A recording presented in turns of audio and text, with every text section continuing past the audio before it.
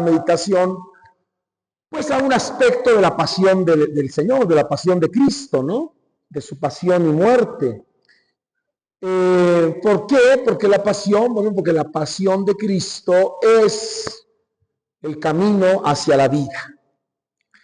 Y porque la pasión de Cristo es, pues, la prueba más grande del amor que Dios nos tiene.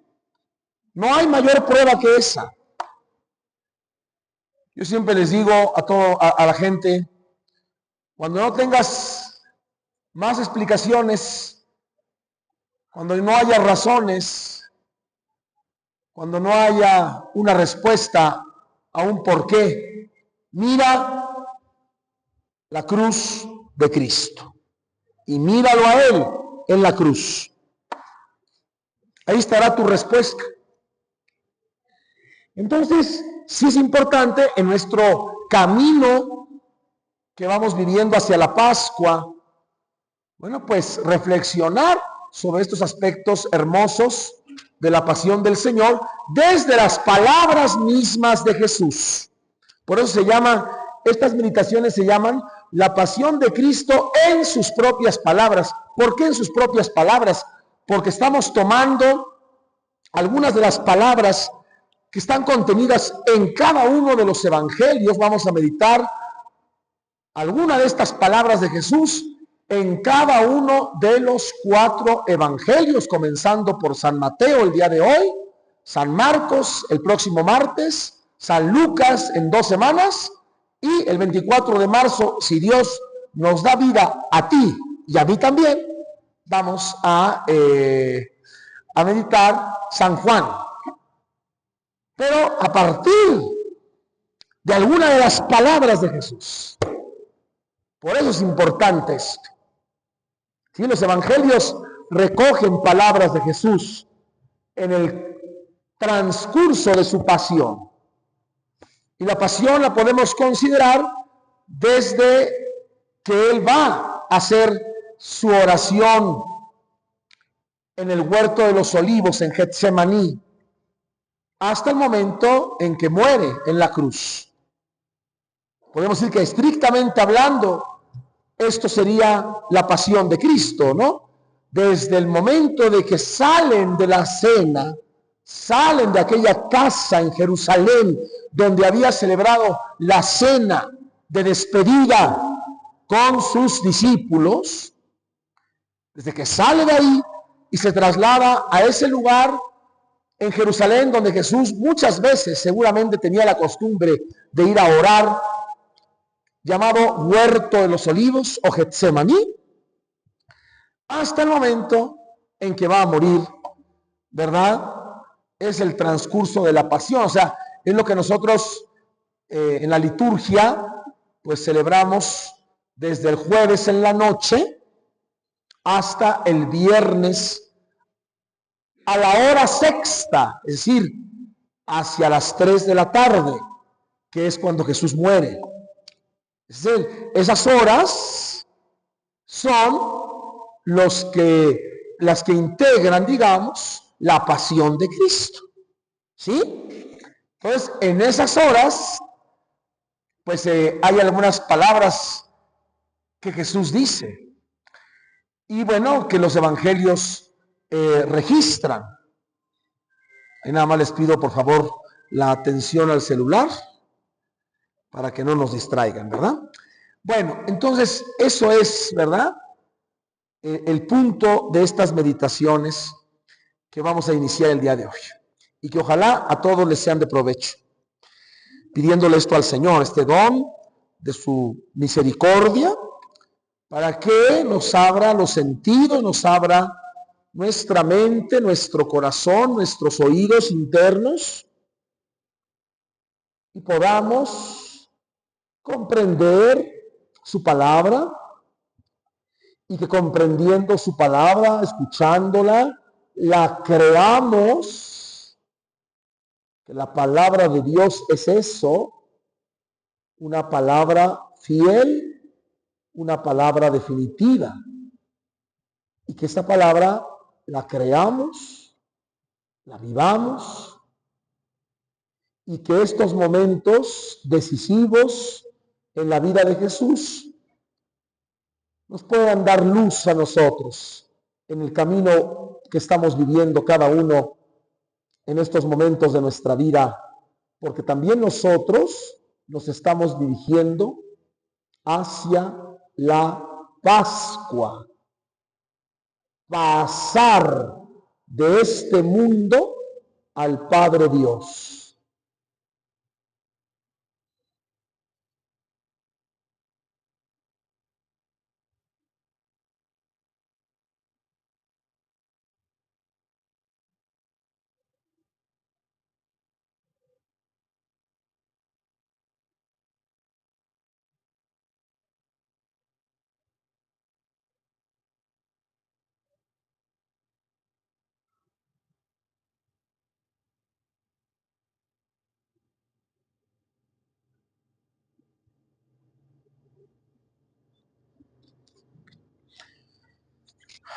Yo tomo como palabra que va a guiar nuestra meditación esta noche,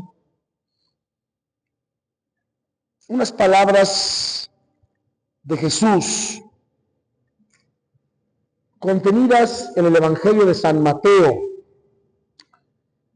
capítulo 26, versículo 38. Mateo 26, 38. Donde, llevando consigo a Pedro y a los dos hijos de Zebedeo, es decir, los hermanos Santiago y Juan, estos tres apóstoles que, como escuchábamos el domingo pasado en el Evangelio, fueron aquellos que habían subido con Jesús al monte alto. Fueron aquellos que lo habían visto transfigurado, que lo habían visto resplandeciente. Bueno, estos tres son aquellos a los que Jesús quiere llevarse más cerca de él para que lo acompañen en esta hora decisiva, en esta hora determinante. Llevó consigo a Pedro y a los hijos de Zebedeo, y dice algo San Mateo: Jesús comenzó a sentir tristeza y angustia. Tristeza y angustia. Y dice algo Jesús, les dice: me muero de tristeza. O también en otras traducciones dice: siento una tristeza de muerte. Quédense aquí y velen conmigo, les pide. Es natural. Si uno tiene una angustia tan terrible, una tristeza de muerte, ¿qué es lo que uno quiere? Pues que al menos alguien te acompañe. ¿No? Digo, no para que muchas cosas en la vida, ustedes lo saben, no se pueden remediar. ¿Qué más quisiera uno, no? Por ejemplo, cuando uno ve la tristeza de una madre que pierda a su hijo, como ahorita lo vamos a reflexionar, pues ¿qué le vas a decir a la señora? ¿La vas a curar de su dolor de haber perdido un hijo? Pues no. Pero al menos la acompañas con tu presencia, ¿no? Con tu solidaridad. Que al menos sepa ella que estás presente, ¿no? Y eso es lo que quiere Jesús. No porque vayan a remediar esa tristeza, esa sensación que él tiene, sino para que lo acompañen. Es algo muy humano. Y aquí lo que vamos a ver es eso, justamente, la profunda humanidad de Jesús frente a su propia muerte. ¿Sí?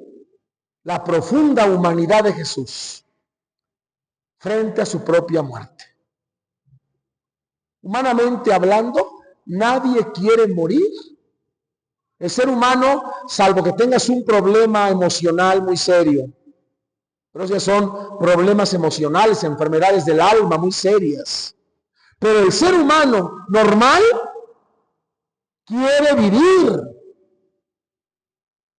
No quieres morir, y menos cuando aún eres joven. ¿Sí? A lo mejor a los 100 años, pues sí, ya como que le digas a Diosito, oye Diosito, ya te olvidaste de mí, como decía una viejita por ahí. A mí me decía una viejita, ay padrecito, ya Dios se olvidó de mí. Ya pídale que me lleve, decía la señora. Pues sí, ya estaba muy cansada. Pero a los 40 años, a los 30 y tantos años, pues lo menos que quieres es morirte, ¿no? Entonces, esa es la angustia de Jesús, porque además sabe lo que le espera. Es decir, se trata de una muerte, pues, infamante, ¿no? La muerte que va a tener Jesús es una muerte infamante. O sea, la pena de la crucifixión es una pena infamante que tenía como objetivo poner en un estado de total vergüenza a la persona condenada, ¿no? Exponerla a la desnudez, al dolor, al olvido. Terrible esto que ya después hablaremos. En todo esto, y más en San Mateo, que San Mateo es el evangelio que más relación tiene con el Antiguo Testamento, acuérdense que San Mateo es el evangelio más judío de los 4 evangelios. ¿Qué significa el más judío? Que lo que quiere demostrar San Mateo a las comunidades de judíos convertidos al cristianismo era que Jesús es el Mesías, es el del que habla todos los profetas, toda la Sagrada Escritura que llamamos nosotros el Antiguo Testamento. Por eso es el más judío de todos los evangelios. ¿Sí? San Mateo, porque se escribe para comunidades de judíos convertidos al cristianismo. Y en ese objetivo, ¿cómo no relacionar estas palabras de Jesús? Siento una tristeza de muerte con el Salmo 129, el famoso De Profundis. ¿Qué dice el Salmo 129? Una parte dice, desde el abismo, desde lo hondo, clamo a ti, Señor. Que tus oídos pongan atención a mi voz suplicante. Hasta hay un canto, desde lo hondo a ti grito, Señor, ¿no? En Jesús se está cumpliendo este salmo, desde lo hondo, desde el abismo, desde la oscuridad de la muerte. Clamo a ti, Señor. Y bueno, como ya les decía yo, ¿no? Evidentemente nadie, y menos un hombre de 40 o de 37 años aproximadamente, quiere morirse. Porque morir es cortarte la trama de tu vida, el hilo de tu vida, ¿no? Y más a esa edad, es dejarte a la mitad, por así decirlo, ¿no? Lo que quieres es vivir y tienes muchas razones para vivir, ¿sí? No quieres morirte. La muerte en sí misma engendra soledad. Quizás sea la muerte el momento de mayor soledad de un ser humano. Porque tú vas solo a eso. Puedes tener ahí mucha gente que te está acompañando y es muy bueno. ¿Cuántas veces va uno a ver moribundos y en el momento en que está el sacerdote llega toda la familia, están ahí? orando por el moribundo. Pero finalmente la muerte como acontecimiento que nos va a suceder a todos, es un hecho solitario. Por eso la muerte engendra soledad, vacío, impotencia. No puedes hacer nada frente a eso. Y también el hecho de dejar, de desprenderte, genera una cierta tristeza también. Es humano, es natural que así sea. ¿Sí? Entonces, Jesús de Nazaret, acuérdense, verdadero hombre en todos los sentidos, salvo en el pecado, dice el dogma de fe. Pero Jesucristo es verdadero Dios y verdadero hombre. Como verdadero hombre, participa del drama de la muerte humana. No es una ficción, no es un teatro, es una realidad que él vive. ¿Sí? O sea, no se trata de un maestro que desde lo alto de su cátedra, de su lección, da lecciones de vida de una manera simplona, como tantos hoy que salen en YouTube dando lecciones de vida a todo mundo, ¿no? Sino que Jesús es, antes que nada, desde su propia experiencia humana, vive el drama de la muerte. Y cuando hablamos del drama de la muerte, hablamos desde este momento que está sufriendo él, que está viviendo él, que está experimentando él. Ahora, si vamos atrás en la vida de Jesús, ya desde recién nacido, ya desde que era un recién nacido, este niño de alguna manera experimenta la amenaza de la muerte.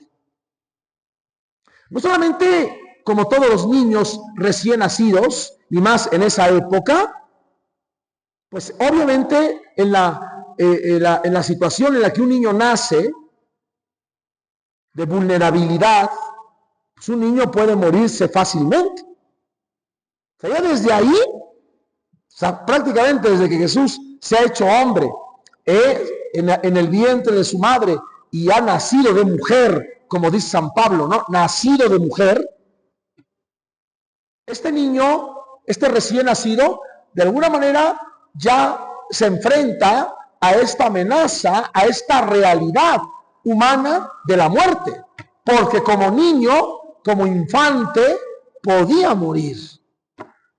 Como tantos, cuánta muerte infantil había antiguamente. Morían los niños y también morían muchas mamás. Ahora ya menos, aunque todavía sigue habiendo mortalidad infantil, ¿eh? Aquí cuántas veces vienen familias que se les muere el niño a los 5 meses de nacido o a los 3 meses de nacido, ¿no? Y están los papás verdaderamente desconsolados por la muerte de un hijo. Pero también recuerden que también ya desde los primeros meses de vida, Herodes quiere matarlo. Quiere matarlo. Y eso lo narra San Mateo. Cuando llegan los magoi, los sabios venidos de Oriente, los magos, buscando al rey de los judíos, que no es Herodes, obviamente. Y Herodes pide información, y como los magos se van por otro camino y no regresan a Herodes, Herodes se enfurece y manda pasar a cuchillo a un grupo de infantes menores de 2 años en Belén y las inmediaciones de Belén. Y gracias a que José recibe en sueños el mensaje del ángel que le dice: toma al niño con su madre y llévalos a Egipto, es, y lo digo con unas palabras un tanto, que salva el pellejo. Porque si no, también lo hubieran pasado por la espada. Entonces ven cómo desde su infancia Jesús tiene esta relación con esta situación humana de la muerte. Es amenazado. Por eso también, cuando es llevado al templo, acuérdense de Jerusalén a los 40 días de nacido, Simeón, este anciano venerable, ¿se acuerdan? Que había recibido la promesa de que no moriría sin tener en sus brazos al Salvador, al Mesías.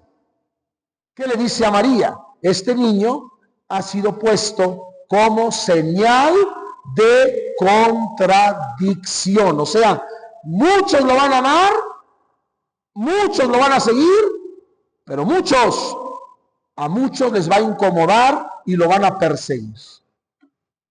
¿Sí?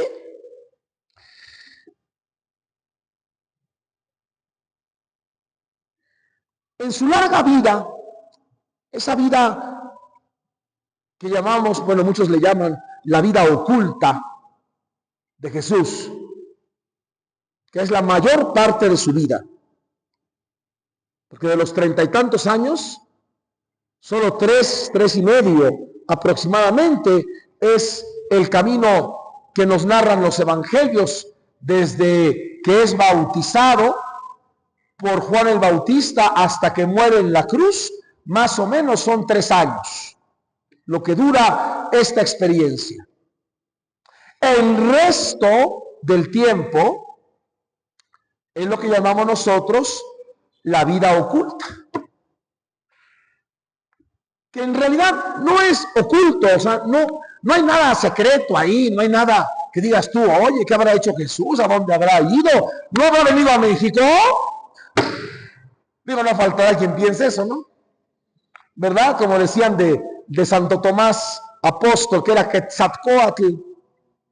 No, Santo Tomás no vino para acá, son puras leyendas. O sea, Santo Tomás llegó a la India, eso sí. La tradición de la iglesia sitúa a Tomás apóstol como evangelizador de una parte de lo que hoy es la India. ¿Sí? De hecho está la tumba de Santo Tomás en el estado de Kerala, en la India. ¿Sí? Pero bueno, eso no estoy hablando de ese tema, no. En realidad, la mayor parte de la vida de Jesús es una vida común de un Galileo. Ya lo hemos explicado otras veces, o sea, de alguien que vive en su aldea, que va a trabajar, que aprende a las oraciones principales del pueblo judío, que va a la sinagoga los sábados y que vive una vida familiar, una vida de amigos, una vida de trabajo, una vida cotidiana como la de millones de personas. ¿Sí? Entonces, en el transcurso de esa vida, tuvo que asistir desde niño, tuvo que ver Jesús como niño, pues a los funerales de las personas que se iban muriendo. O sea, que se murió un vecino, que se murió un primo, que se murió un tío, que se murió alguien querido por José, un amigo de la familia. Pues iban a los entierros, a las ceremonias, a todos los ritos fúnebres. No se ocultaba eso, ¿no? O sea, una experiencia humana normal, ¿sí? Y obviamente, él mismo, como hay muchas pinturas muy piadosas, muy bonitas, ¿no?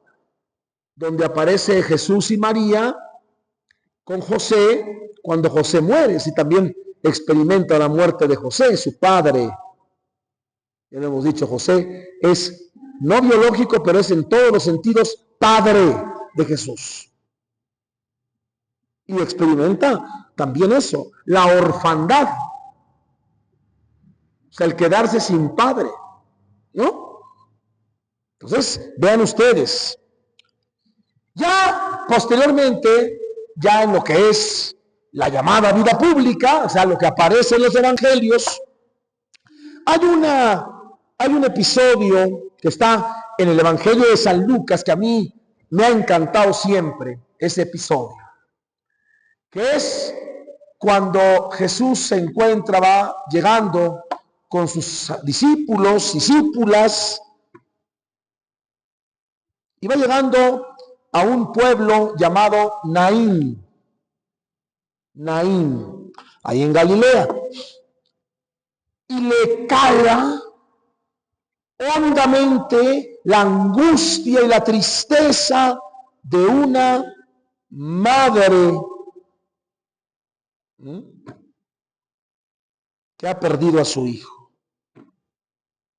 Y yo estoy seguro que también en su vida cotidiana previa le habrá calado hondamente, le habrá entristecido hondamente cuando veía morir a un hijo, a una madre, a un amigo, a un hermano. Y aquí me gusta recordar las palabras, ¿verdad? También de un salmo que dice, que ayer lo proclamamos, ayer lo proclamamos en la misa: para Dios es muy triste que mueran sus amigos.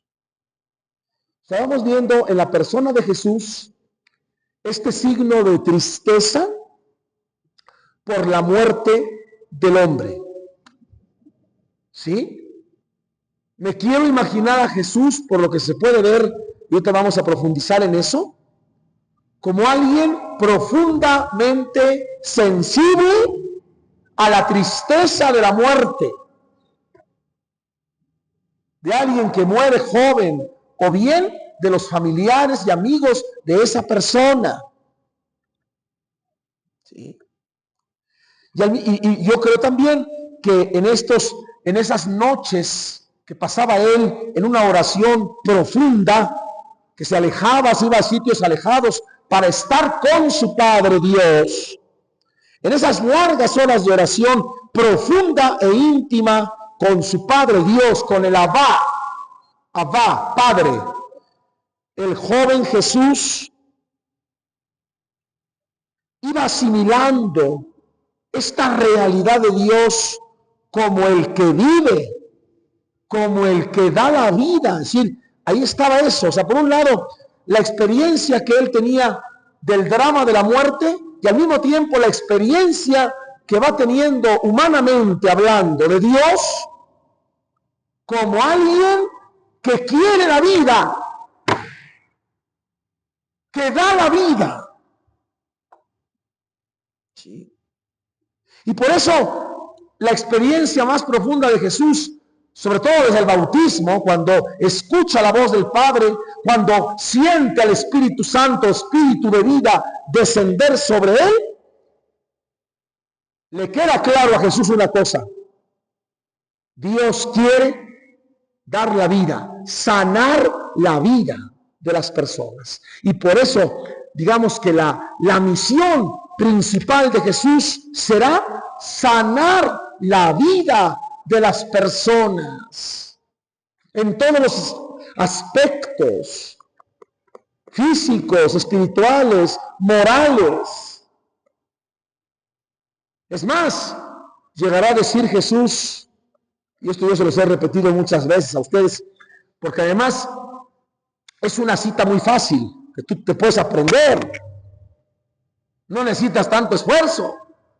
Juan 10:10, así, Juan 10:10, o sea, capítulo 10, versículo 10, Evangelio de San Juan. ¿Qué dice Jesús ahí? Yo he venido para que tengan vida y la tengan en abundancia. ¿No? Entonces, vean ustedes cómo él, analizando, insisto, la humanidad de Jesús, humano, cómo va teniendo esta doble experiencia. Por un lado, insisto, la tristeza y la angustia que causa la muerte, y por el otro lado, un Dios que da la vida, que quiere la vida. ¿Sí?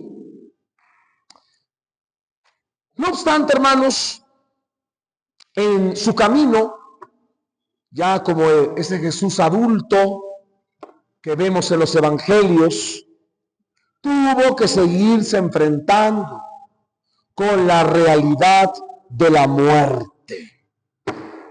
Así como lo había hecho desde niño. Y ahí es donde llegamos a dos ejemplos muy hermosos que quiero reflexionar con ustedes esta noche. Al fin tenemos 5 horas más, ¿no? La noche es larga, el corazón contento. ¿Qué más quieres? A ver, dime. Al fin ahorita, pues tú no tienes nada que hacer. ¿No? No, no es cierto, no es cierto. Un primer ejemplo de este enfrentarse con la realidad de la muerte, ya Jesús en su vida pública, es este que les decía yo, de Lucas capítulo 7, versículos 11 al 16. Lucas capítulo 7, versículos 11 al 16, que es ese momento donde Jesús llega a un pueblo llamado Naín. ¿Y qué ve? ¿Qué escena ve? Una escena terrible. El entierro de un joven, hijo único de una viuda. Imagínense. Una viuda, una mujer. Las viudas simbolizan a toda mujer vulnerable, a toda persona vulnerable.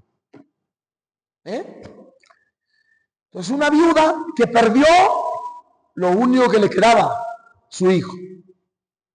Joven. Joven, ¿qué significa? Lleno de vida. Es mucho más trágico que muera un joven a que muera la tatarabuela, con todo respeto. La tatarabuela a los 105 ya te la esperas, ¿no? O sea, de veras, que yo les he dicho, oigan, no anden rezando. Ay, no te la lleves, Señor, no te la... Por favor, manito. Al contrario, ya dale descanso. ¿No? Ay, no, padrecito, a ver que haga usted algo para que siga viva. La pobre ya no puede ni moverse, oye. Y eso son cosas, ¿verdad? Muy absurdas, pero bueno. Pero un joven de 20 años, 18, entonces es algo terrible, ¿no? Entonces, dice San Lucas que Jesús se conmovió profundamente, y esto es un verbo en griego que yo les he dicho, splangizomai. Así lo hago, splangizomai, como si te dieran un choque eléctrico, ¿no?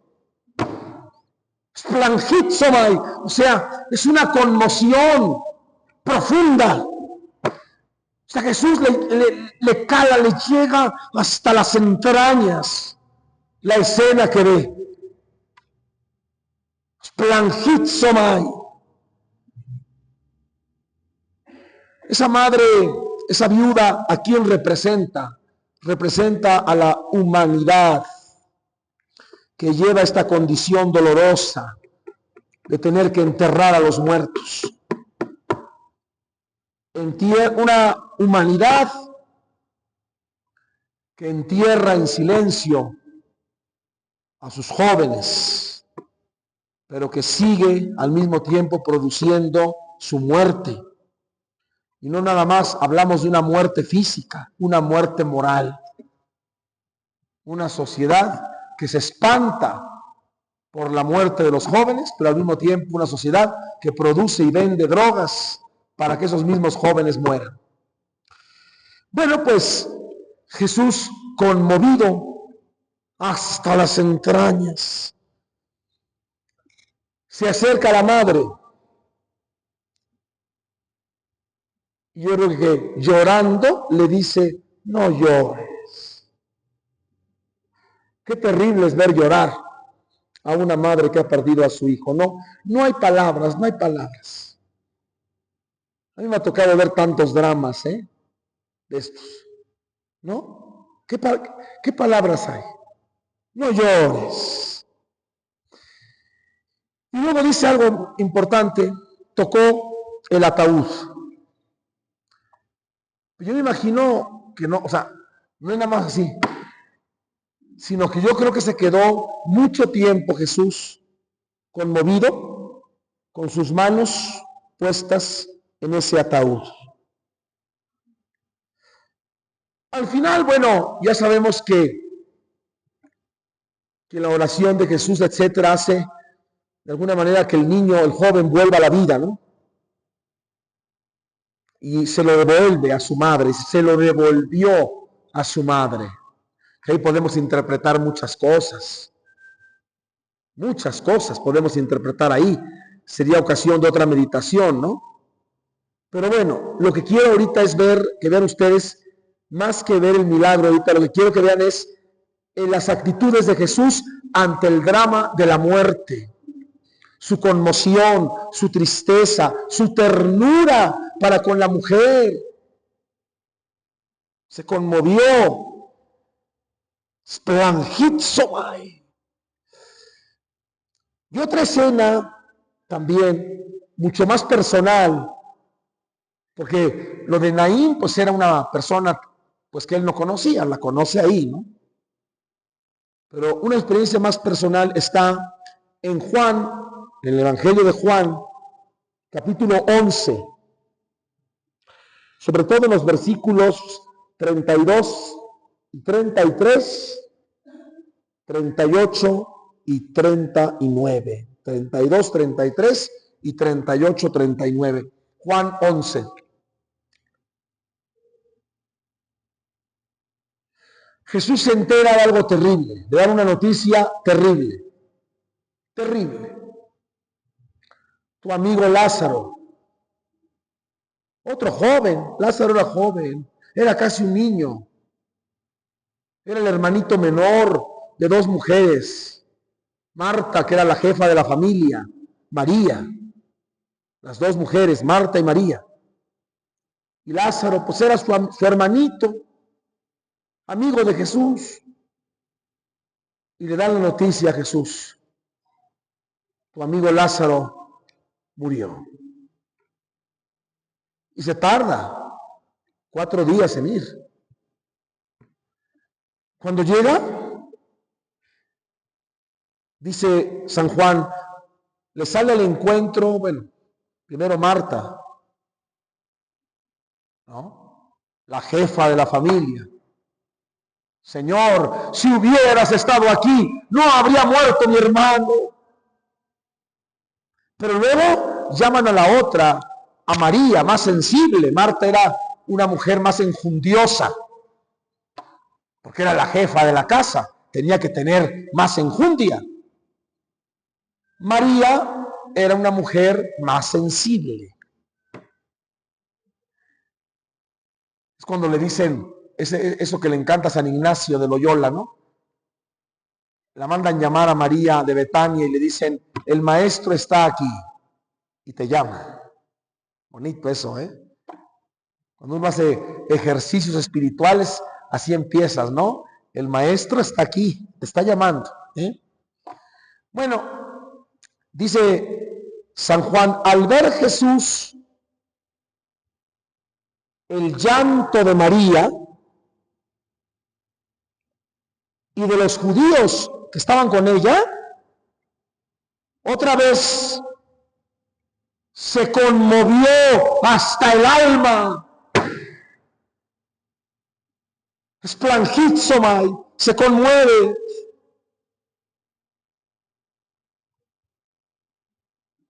¿Y qué hace Jesús? Aquí lo dice claramente San Juan. Se puso a llorar. Lloró. Lloró. Se conmovió y lloró. Y luego sigue, conmovido de nuevo, o sea, más aún, conmovido de nuevo interiormente, se acercó al sepulcro de Lázaro. Otra vez, ahorita mi interés no es entrar en el signo de la vida, ni del joven de Naín, ni de Lázaro, otro joven. Lo que me interesa es que ustedes capten la conmoción de Jesús frente a la muerte.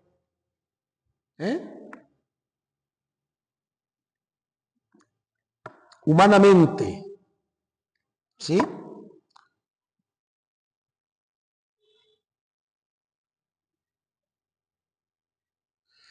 El mismo Jesús, ya en las últimas semanas de su vida, los últimos días, antes de que sea capturado en Getsemaní, todo esto.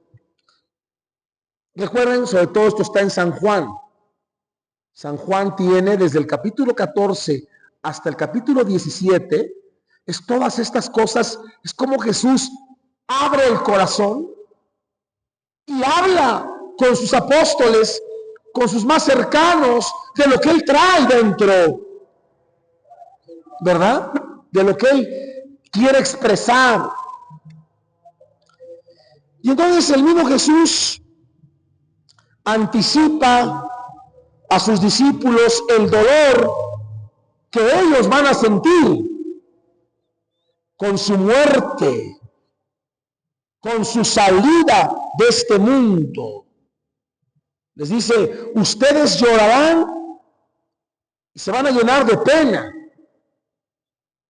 mientras que el mundo gozará, se alegrará de mi muerte. Ustedes van a llorar y se van a llenar de pena. Les está anticipando también a ellos esta conmoción de la muerte. ¿Sí? O sea, el discípulo de Jesús también es alguien que se conmueve frente a la muerte de las personas. Ustedes estarán tristes, muy tristes. Imagínense cómo fueron esos días. ¿Sí? Para Pedro, para Juan, para Santiago, para Tomás, para todos que lo amaban, porque lo amaban. Y les dice Jesús, pero su tristeza se convertirá en alegría. ¿Sí? Con todo esto, hermanos, podemos ya volver ahora sí a este momento de Getsemaní, del huerto de los olivos, donde, como lo decíamos, Jesús siente angustia y tristeza y dice, muero de tristeza. Muero de tristeza ante esta realidad de la muerte. Pero muero de tristeza, ¿por qué? Porque ha sido una experiencia constante en su vida. Esta tristeza y esta situación de la muerte de los demás. Y ahora, este Jesús, hombre y Dios, de alguna manera se pone en el lugar de todos los hombres que mueren, que están muriendo.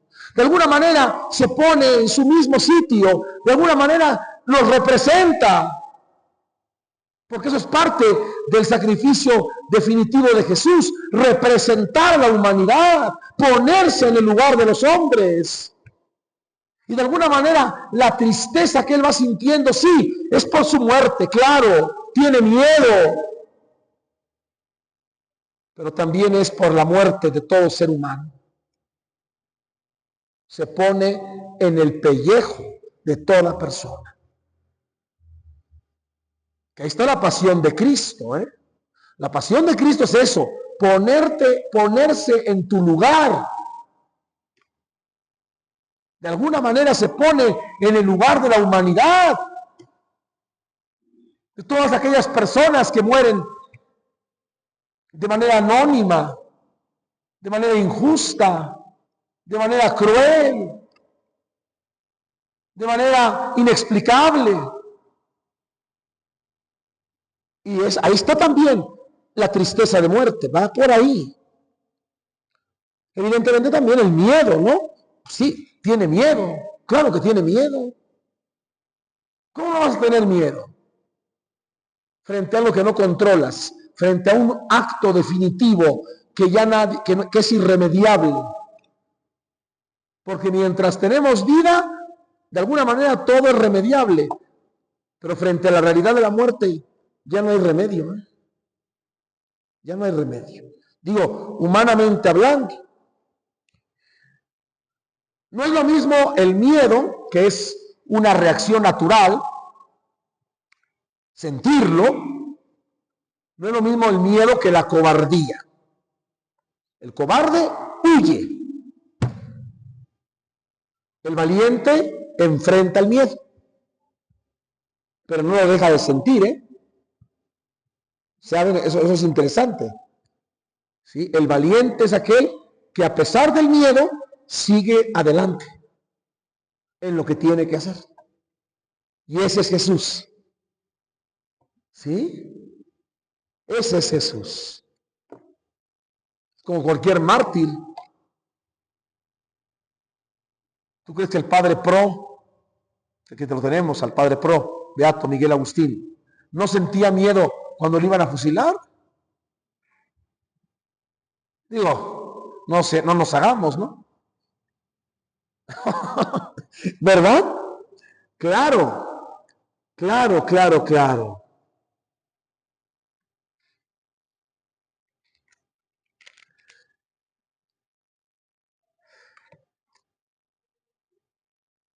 Más adelante, en el mismo episodio de Mateo 26, pero en el versículo 39,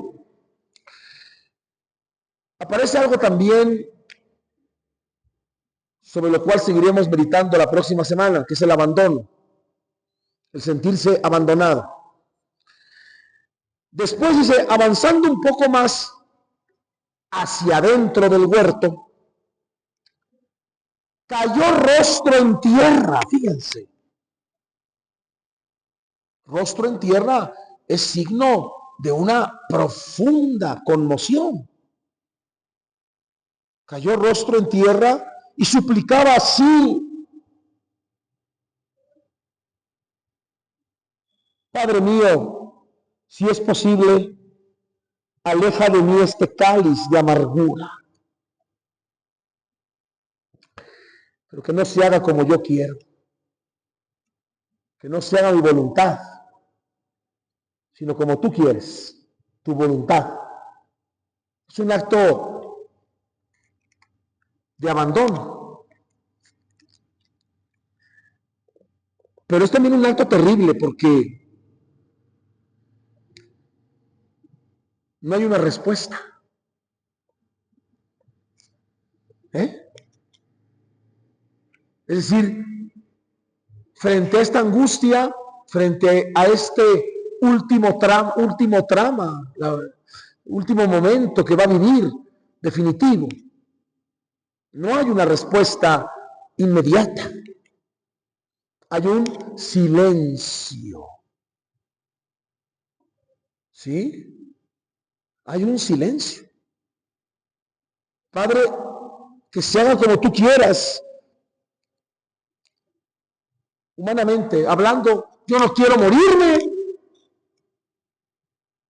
Me resisto. Tengo miedo, angustia. Pero viene el abandono. Pero que se haga tu voluntad, que se haga como tú quieras, ¿no? Pero frente a eso, ¿qué viene? Un silencio. Un silencio. Que no lo debemos de disfrazar. Los evangelios no lo disfrazan. Ni Mateo ni Marcos. Es ese silencio, como muchas veces en la vida, ante cuestiones inevitables, lo que encontramos es un silencio. Fíjate lo que digo, ante situaciones inevitables,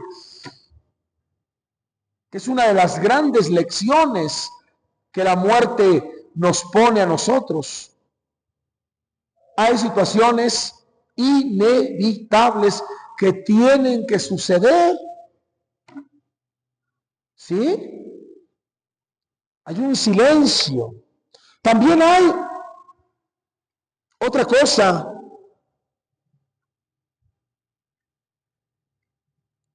La actitud de los 3 discípulos que los tenía ahí para que velaran con él.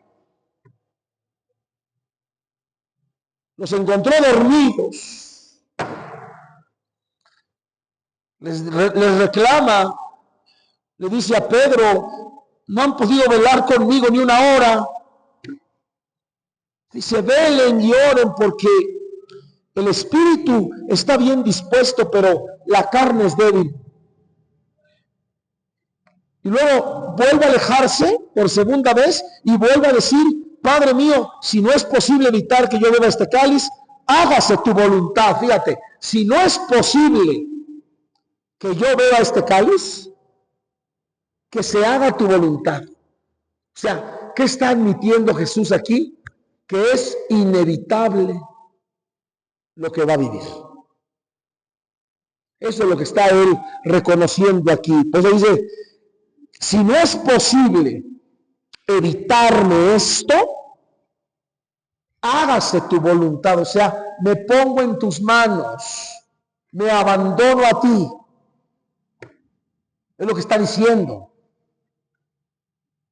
Y luego regresa y vuelve a encontrarlos a los discípulos dormidos, porque sus ojos se cerraban de sueño. Los dejó y volvió a orar por tercera vez, repitiendo las mismas palabras. Bueno, y es que miren, aquí también es interesante esto. Los discípulos, sobre todo Pedro, que era el más temerario, Pedro era muy temerario. Temerario que es, pues esos que se avientan como el borras, ¿no? Que no piensan que, a ver, yo ahorita saco la espada y así muy impulsivo y esto, ¿no?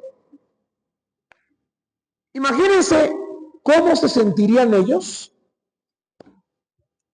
que habían visto a Jesús calmar las aguas de las tempestades, ¿no? Que lo habían visto dar la vista a los ciegos, que les había hablado de que Él viene a dar la vida, de que lo habían visto siempre aparentemente como alguien que tiene todo controlado, ¿no? Que no era verdad, porque humanamente hablando no todo está controlado, pero bueno. Imagínense ahora verlo ahí tirado en el suelo, lleno de lágrimas, de sudor, de sangre, porque suda sangre por la situación de tremenda angustia en la que está. Imagínense, ¿qué sentirían?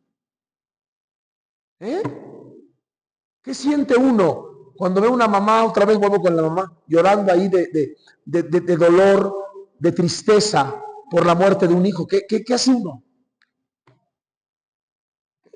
Es una sensación de impotencia, perplejidad.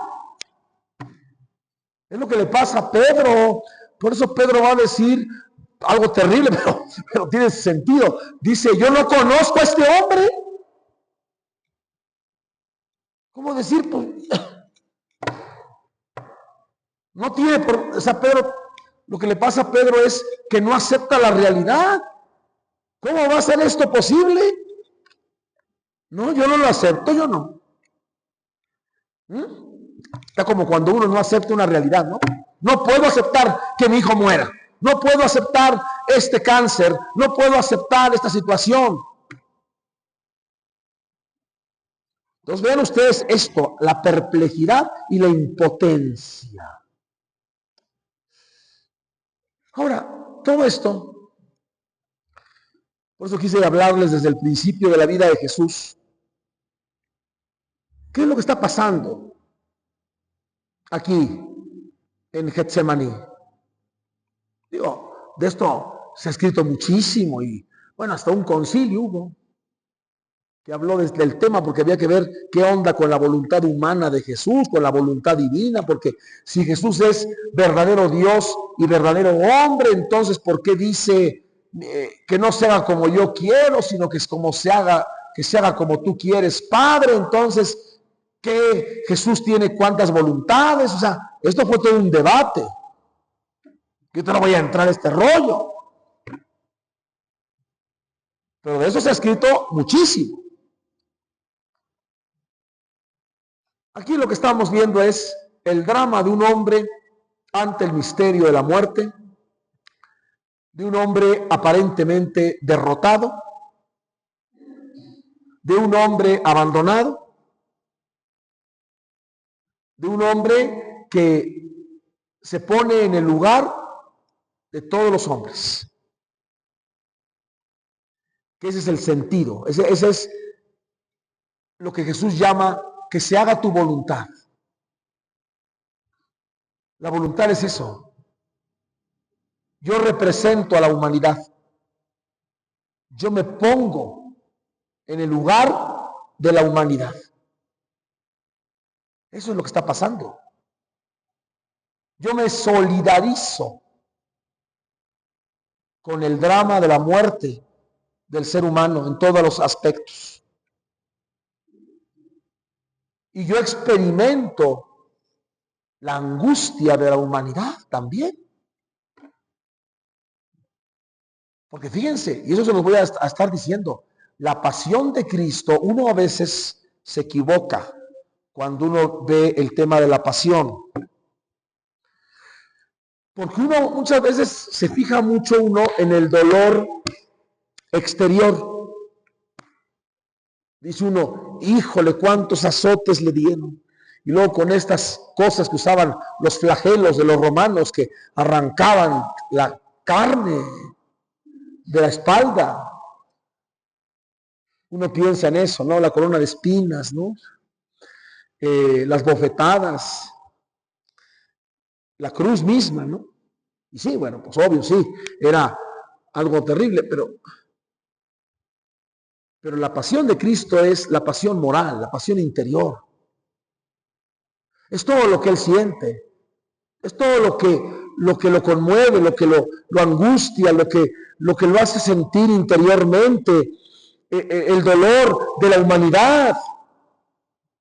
No es nada más el dolor suyo, es el dolor del hombre en sí. Es más, ¿qué va a decir Pilato? Pilato, fíjense ustedes cómo Pilato, a pesar de ser un sinvergüenza, de repente decía cosas interesantes, ¿eh? Igual que el Caifás. Cuando Pilato en San Juan, esto está en el Evangelio de San Juan, presente a Jesús, ahí, ya después de que lo manda a azotar y le ponen la corona de espinas, ¿qué dice Pilato? ¿Se acuerdan que dice? Ahí tienen al hombre. Ahí está el hombre. Esto le encantaba a Juan Pablo II esta parte. ¿Sí? O sea, como diciendo, aquí está el siervo de Yahvé, el siervo sufriente, el que representa al hombre, el que se pone en el lugar de todos los hombres. De alguna manera toda la humanidad está ahí presente. ¿Sí?